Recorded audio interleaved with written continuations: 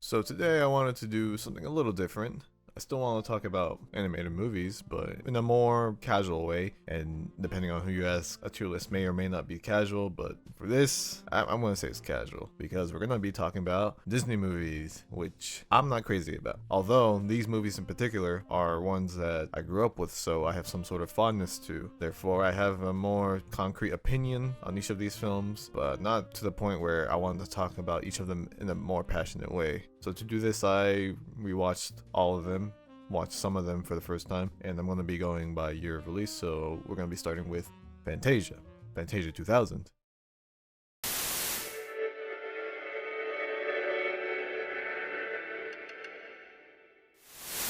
There's honestly not a lot to say about this film. It's simply a collection of short animations accompanied with music, and I've known about Fantasia and this iteration for a while, but I was never really enticed to watch it. I didn't even know it was a theatrical release because of the way it's formatted. It seemed more like a TV special of some sort, or like a direct-to-video kind of thing. It was really hard to stay focused on this film because there wasn't really an overarching narrative, which it wasn't the point of the film, but it's something that if you're going into this, you should know. I did think it was a little neat that these stories, these animations were solely visuals and music, because for me that's my favorite type of storytelling, where there's more showing than telling. It's just more universal in that way because there's no language barrier or anything. There's a lot of human things that people from all sorts of cultures understand. My favorite segment from this film is probably the last one, the one about the fairy and the forest and the deer. And I don't think that's an unpopular opinion because that's the one that they have right there, the one that they use to draw you in. Out of all the films, this one has the most potential to become its own feature film by itself, but I think if you were try to do that now, it would be a little redundant because there's a lot of films now that have similar messages, similar themes, and it just, I don't think it would do that well. Other ones that stood out to me were the ones about the space whales and the toy soldier, but it wasn't anything special. So Fantasia's okay, but it's barely a film. So I'm just gonna put it in the D rank.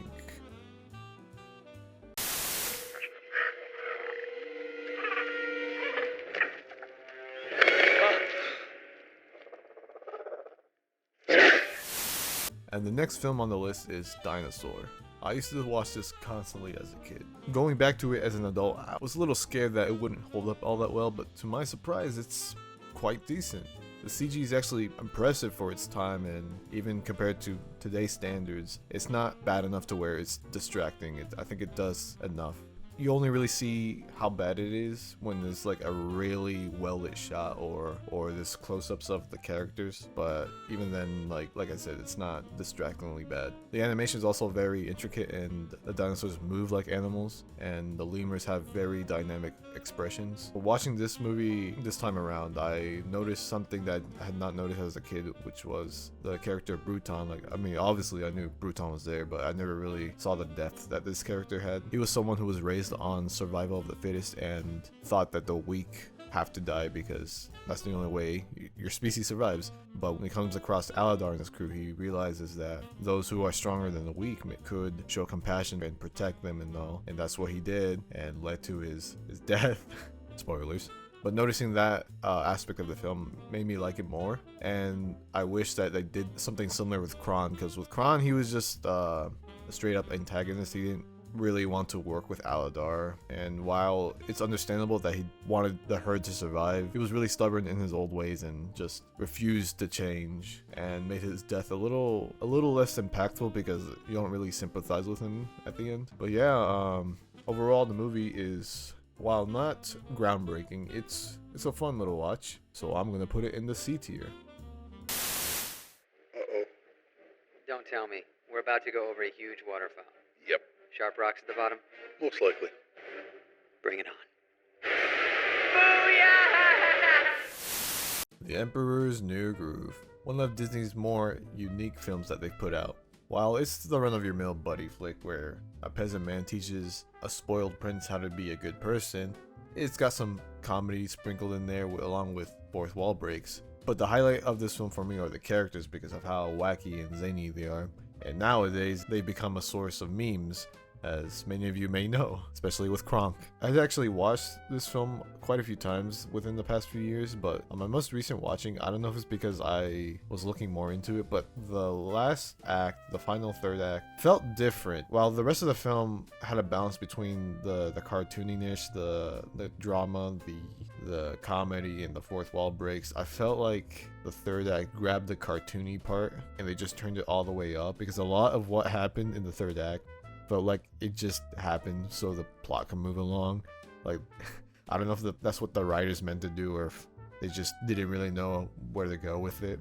It's like one part where Cusco and Pacha made it to the palace first, before Yzma and Kronk, but then it ends up that Yzma and Kronk were there before them, and Yzma even asks herself, like, how did we get here before them? And Kronk just pulls out a chart trying to explain, like, it beats me, it makes no sense, like nothing makes sense, and they don't even like take it seriously, they just go with it. And there's like another occasion, like towards the end of the film, where that something similar happens. It kind of makes me wish that the rest of the film was like this, because at first I was a little off-put by it because of how sudden the shift was, but now I'm just like, I think the film would have been a little more funny if the rest of the film was like this. But nonetheless, it's a quality movie. I'm gonna put it in the B tier. This journal is his gift to you, Milo. Atlantis is waiting. What do you say? I'm your man, Mr. Whitmore. You will not regret this. Boy, I am so excited. I can't even hold it in. Atlantis, The Lost Empire. I feel like for the next few films, I'm gonna get a lot of flack for where I put these. This is probably one of the more action-packed Disney films, animation-wise. Correct me if I'm wrong, but this is the last animated Disney film where they use guns, as in like guns with bullets and not space lasers. There's a lot of setup in this film. It kind of gives you the foundations to do some world building for the Atlantean people, but it doesn't really give a lot, which is a shame, because I think they hired like a linguist to make the language. I don't know how far they went with that, but to have a linguist create a language for a film, and they rarely use it throughout the film, I feel like it's kind of a waste. This could have been like a trilogy, I feel, but it isn't like a proper trilogy. I know that this has like a direct-to-video sequel, but I don't really count those.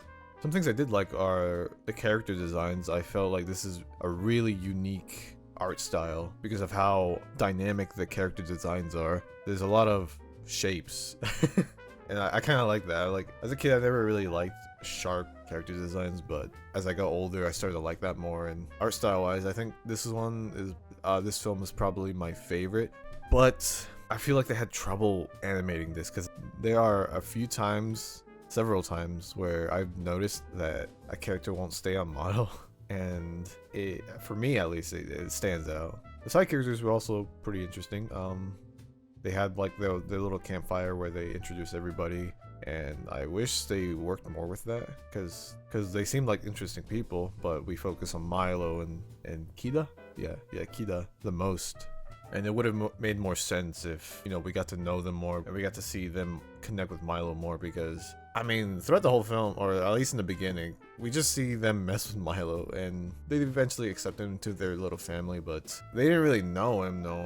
One thing that I thought was a little silly was how the Atlanteans forgot how to read their own language, thus they couldn't use their own tech. They had 8,000 years to figure it out, so that's what bothers me. They all this time, they just didn't bother to try to figure it out. But while this film is a fun ride, there's just a lot of little nitpicks I have with it that make me want to put it in B tier.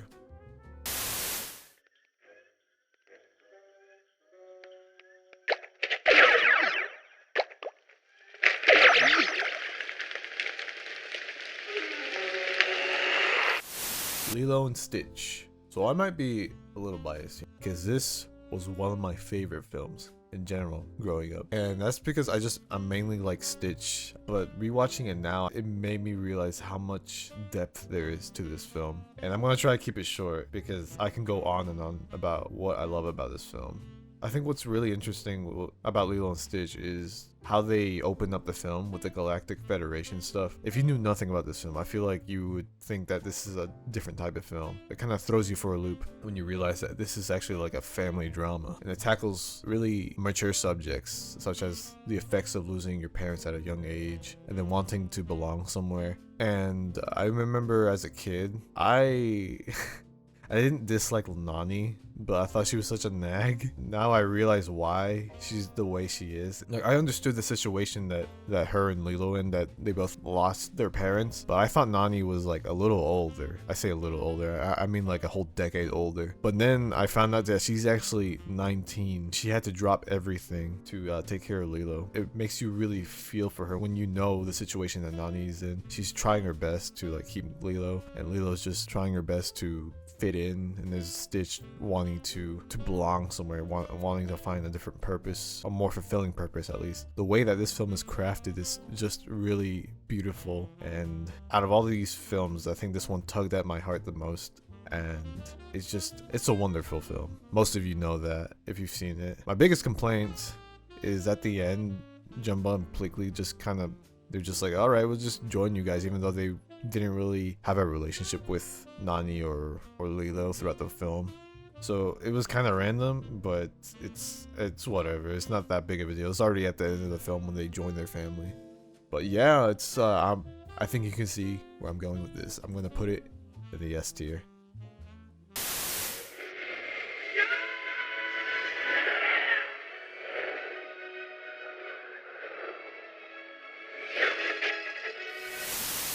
Treasure Planet, Disney's third adaptation of the Treasure Island novel, but this time it's in space. And let me tell you, I love this concept.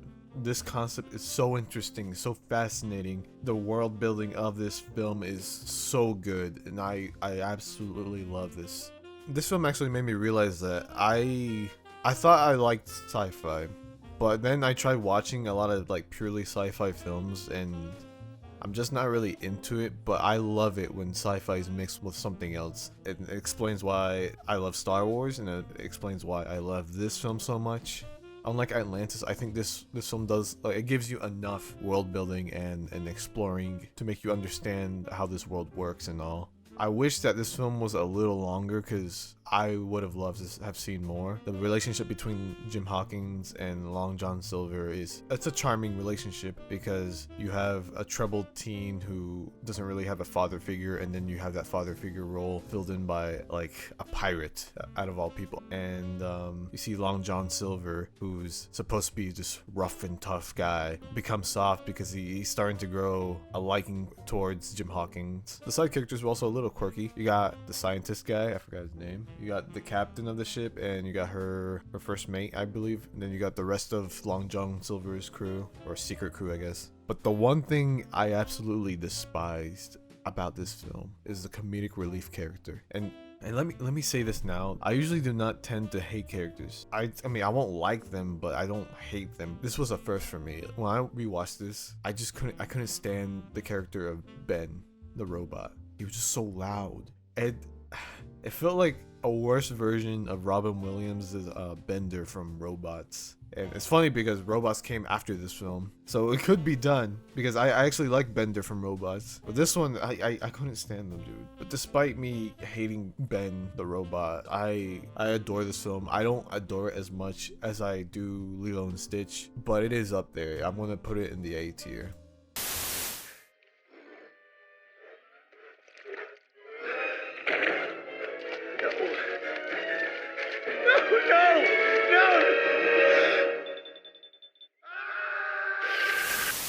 Brother Bear. I really like the concept and setting of this film. We rarely get to see stories of Native Americans and their mythos be explored in film. Whether this is an accurate portrayal or not, that's something else, but either way it's neat. Although when it comes to the execution of their ideas, I feel like it falls a little flat. Like, the idea is there, it's just good, but it could have been great, and that's what bothers me. The first thing that comes to mind is the development of the characters throughout the film. Everything it feels surface level to me. In the beginning, we get to see a glimpse of Keenai and his two older brothers and their relationship. It's a very typical relationship for brothers. The relationship between Koda and Kenai also doesn't feel that genuine to me, because Kenai liking Koda goes on and off. Sometimes he likes him, sometimes he doesn't. And they had an opportunity to kind of develop that more with their montage that they used, but even then it's like on and off. Kenai eventually does start liking Koda when he realizes he's the one who killed his mother, but I feel like it's more of a guilt thing. Something interesting that they did that corresponds with the themes of this film is the change of aspect ratio. In the beginning, it's like a small square on your screen, which at first it really confused me. I thought I did something wrong with my Disney Plus, and I was trying to fix it. But then I realized that was the point, because eventually the aspect ratio went to widescreen when Kenai became a bear. Anyways, while I liked this film, I felt like it had potential to be something really good. And this might be a hot take here, but while Disney is doing these live action remakes of their old films, I feel like this one could benefit the most, assuming that they, have better writing and all. Although I don't know if it would draw in a big crowd, which is probably why they won't do it. But anyways, I'm gonna put this one in the C tier.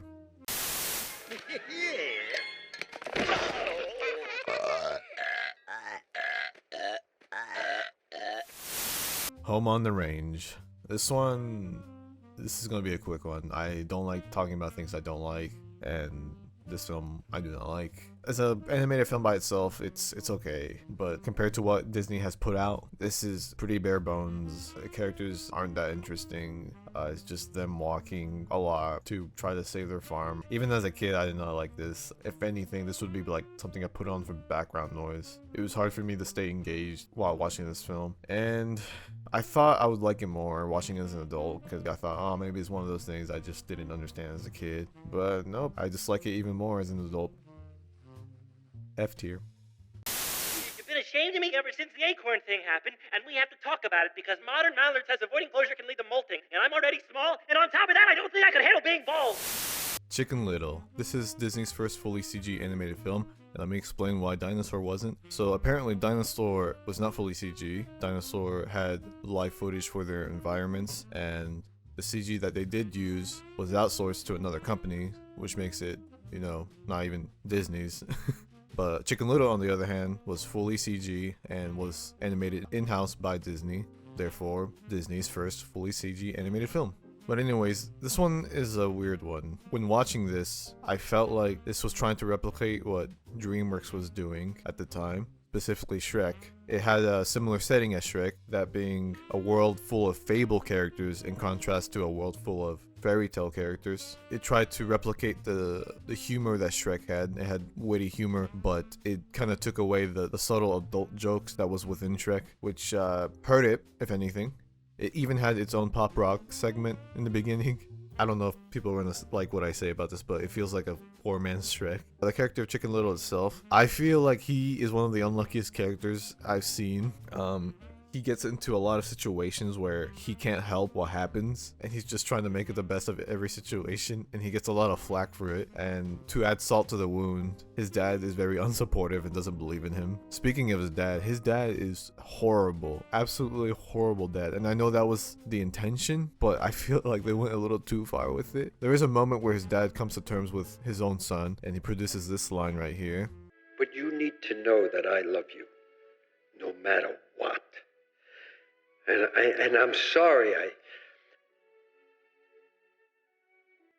I'm sorry if I ever made you feel like that was something you had to earn.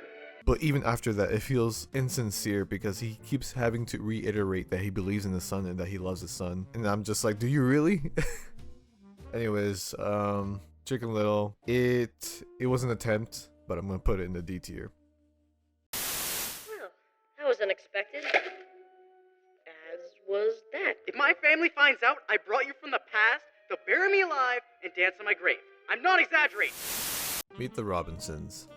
But like Lilo and Stitch, I have somewhat of a bias, but more so of a bias against this film. It isn't due to the quality of this film, more so I saw it a lot growing up, thus I grew tired of it. So going back to this, I wasn't really looking forward to it, but watching it now, I can recognize that it has a lot of merits. Disney decided to revert back to the formula that they were more familiar with, as opposed to what they tried to do with Chicken Little, where they tried to kind of replicate a DreamWorks film, and it worked for the better. I did like the themes that this film was trying to portray, such as family not always being blood and to let go of the past. Those were alright. I didn't like the character designs. I thought they looked very generic for the most part. The world also felt very empty and small. One of my favorite parts of the film is where the villain is trying to explain his backstory, and it turns out it's nothing really bad. He just couldn't let go of what happened to him in the past. Yeah, it's a fine movie. I'm gonna put it in C tier. Oh, buddy. You got your head stuck pretty good, huh, guy? Hey, guys, come here. Check this out. He's got his melon stuck. Yup, that is one stuck melon. Bolt. Finally, we have reached the last film of this list, and funnily enough, this is the second film I had not seen prior to doing this. With Fantasia also being the other film, it kind of just sandwiches everything together. I thought that was a little funny.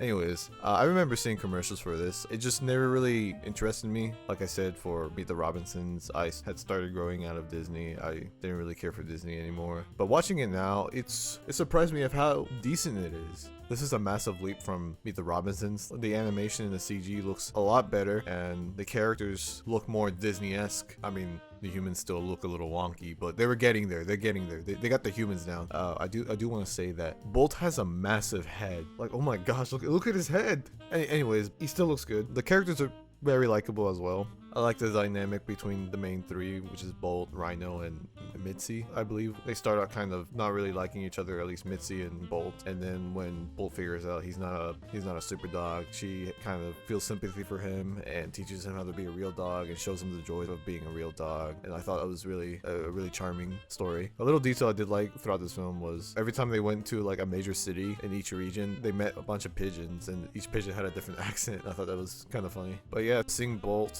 going on a journey, not to only return to his owner, but seeing him learn how to be a dog was really well done. And like I said, it's a really decent movie. I'm gonna put it in the B tier. And that was my Disney post-Renaissance tier list.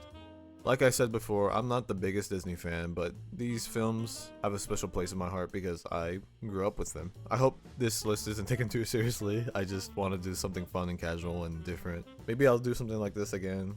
Who knows? But yeah, that's it. Okay, bye.